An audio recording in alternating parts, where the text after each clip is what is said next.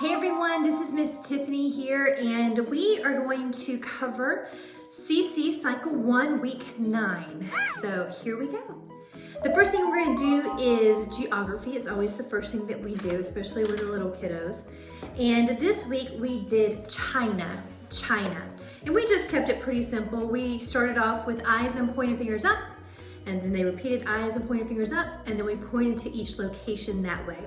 Then we did eyes and markers up, then we did eyes and Q-tips up, and when they did the marker, of course, they outlined each location, and then with the Q-tip, they erased location, and then they just kind of pointed and we kind of recited each of the locations together at the end. So this is where we are. This is China. This is in your guidebook on page 74. So this is where we are. We said China. Then we covered Mongolia. And we did it in this order because it made a little more sense to me. So we have all of China. We started with Mongolia, Beijing, the Yellow River, the Yellow Sea, and the Yangtze River. And those are the things that we covered in geography. And that's it. All right. Next, we jump right into timeline, and we use our timeline cards, and my timeline leader helped me out holding them and passing them out, and we just sang the songs. We started with number 57 and went through card 63. That starts with Byzantine Emperor Justinian, and we just sung it. I love this part because it's got a little bit of that jazz to it, and I just kind of enjoy that tune. So we sang this several times together, and then my geographer handed them out to everyone, and of course we hung them up on the timeline wall together in order, one at a time, and we sang it several times. We would sing it as we hung it, and then we'd start over and sing it up to the next one that needed to be hanged. So that's what we have for our timeline. The next thing we're going to cover is history. So for history, it's tell me about Lao Tzu and Confucius in China. And we are going to cover that in just a second.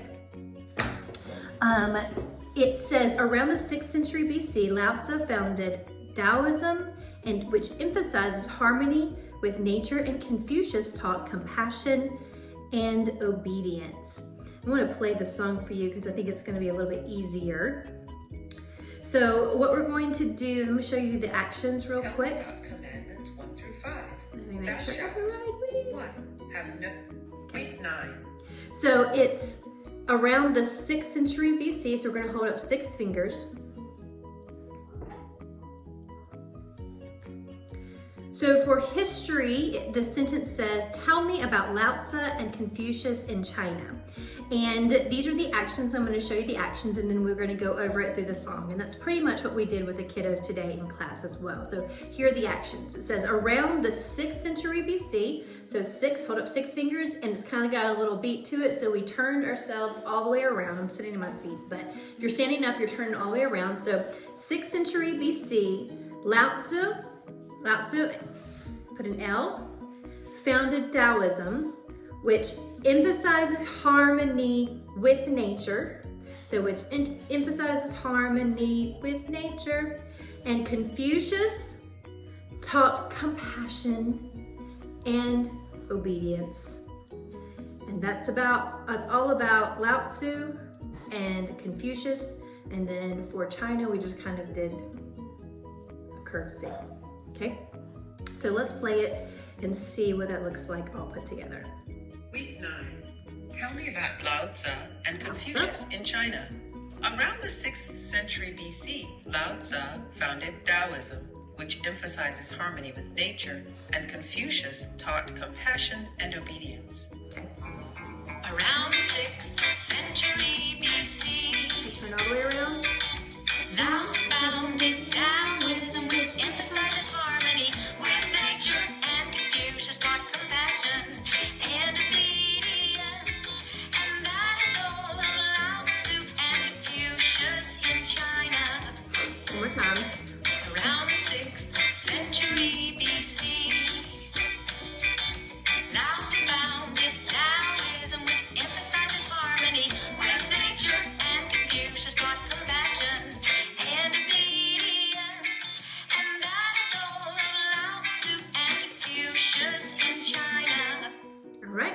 So that's history. We just sang that a couple of times and did the actions together. So that's all for history.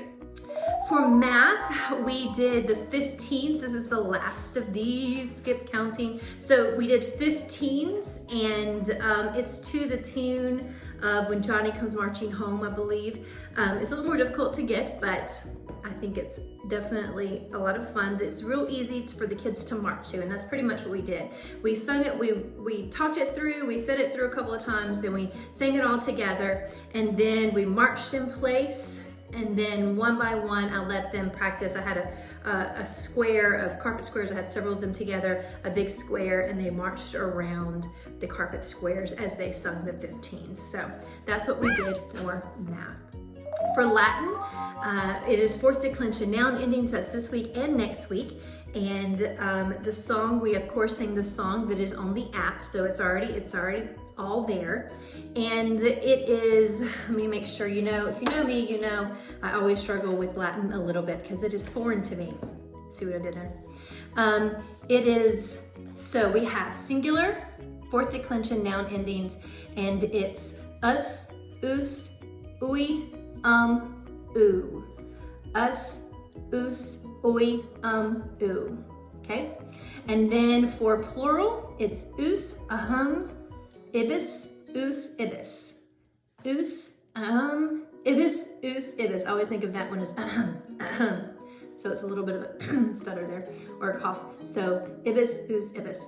And what we did is we sang that through a couple of times using the app song, and then we did head, shoulders, hips, knees, and toes.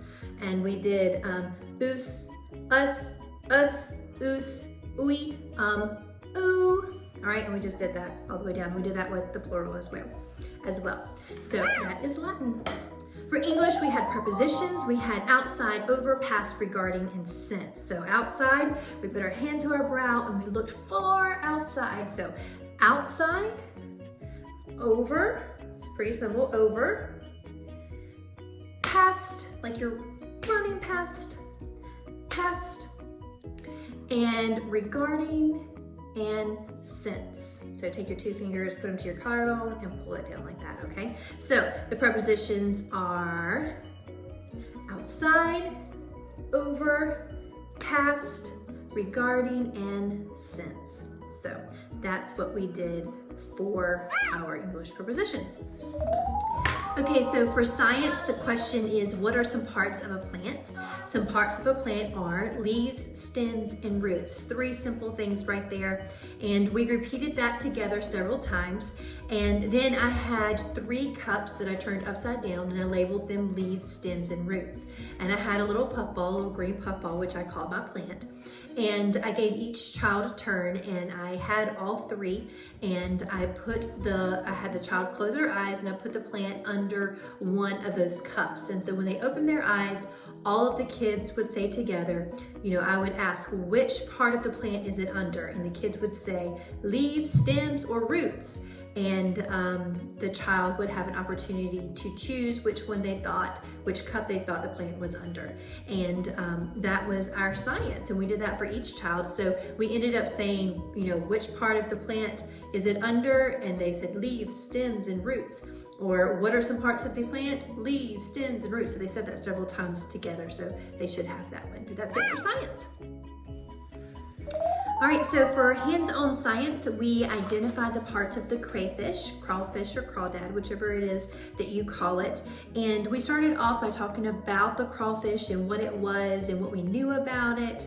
And then we kind of talked about very briefly, I tried to kind of hit on, what kingdom it's in, what phylum it's a part of, what class, and so on and so forth. So just kind of a little bit of review, very briefly, did I get to do that? So that's something fun that you can do at home. So we took that and we just kind of talked about crayfish or crawfish and what we know about them and what they look like, how it's, relative of the lobster that we're more familiar with. We talked about some people eat them, all the kinds of fun things like that. So then I gave them this and we kind of looked at it so they could see what the crawfish would actually look like.